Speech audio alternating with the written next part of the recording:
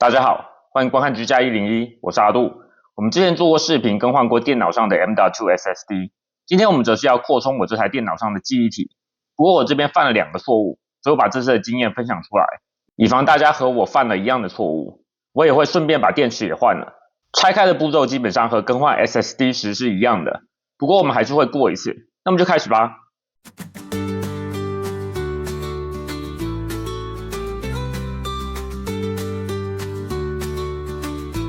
首先我们需要知道买哪一种記憶體。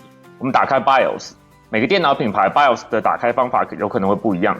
Dell 的通常是開機畫面連續按 F2。HP 的可能是開機畫面時連續按 ESC， 然後有時候需要按 F10， 自己上網查查就知道了。這邊我們先說說在 BIOS 就可以查到硬體規格的情況。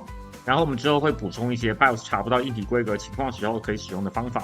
我們在 BIOS 裡可以看到我這只有安裝一個記憶體，有一個空位，而記憶體的種類是 DDR4 SDRAM。這邊我就犯了第一個錯誤，所以我們一搜就可以找到這些記憶體了。不過並不是所有一樣類別的記憶體都是兼容的，需要查查自己的主機板對記憶體的要求。首先同類型的記憶體是有長有短的，這基本上不太會弄錯。但是除此之外，還有容量和速度的要求。像是有些主機板可能只兼容到 16GB， 那你安裝 32GB 的就不行。我只打算裝一個便宜的 8GB， 所以這不成問題。這邊你仔細一看的話，可以發現這裡還說了記憶體速度是2400MHz， 我那時沒有注意，隨便買了一個 8GB 的記憶體，結果是2133MHz。這其實也是可以裝進去的，我們就把它裝進去。不過當你有2個記憶體時，主機板或是電腦會選擇使用較慢的那個記憶體的速度。所以我原本2400MHz 會被降級為2133MHz， 代表電腦速度會變慢。而原來的 16GB 多了 8GB， 也就是總共 24GB， 代表什麼呢？那就只是電腦可以同時多運行幾項工作。老實說這還挺失敗的，不過其實我是裝完之後才發現的，所以為時已晚。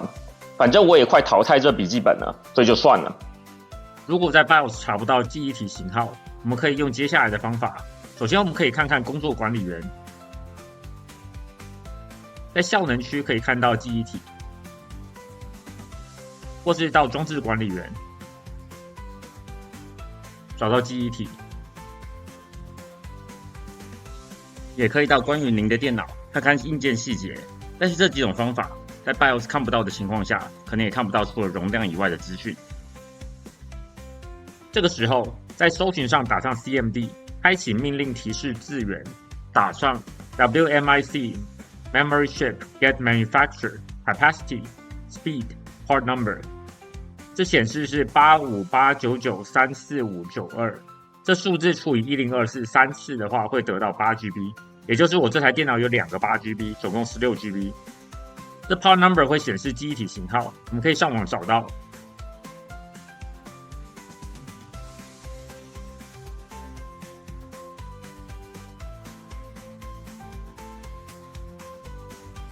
刪除後面的部分，只保留 WMIC Memory Chip， 可以得到更完整的資訊。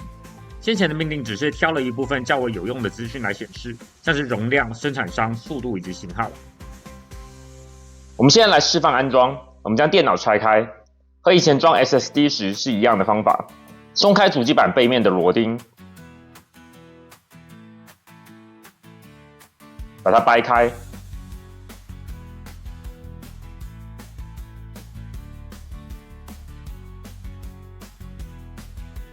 打開之後，記得先觸碰一下大面積的金屬，把靜電放掉。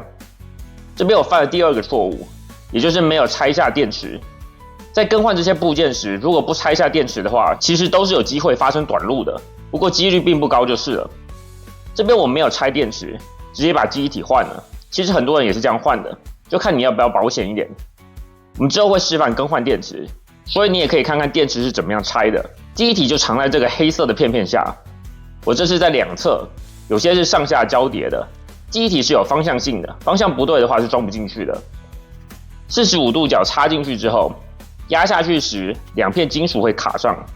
要拿起來的話，打開2片金屬就可以了。把記憶體裝進去後，我們更換記憶體的部分就完成了。接下來我們來更換電池。電池往上搜搜電腦型號就可以找到。这通常需要买一模一样的，有时候可能会有容量大一点点的版本。我们把固定电池的5个螺钉下来，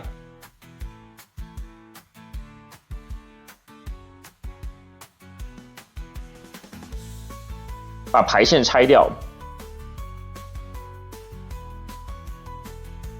注意一下排线的方向，接上新的电池，把电池放回去，固定回去5个螺钉。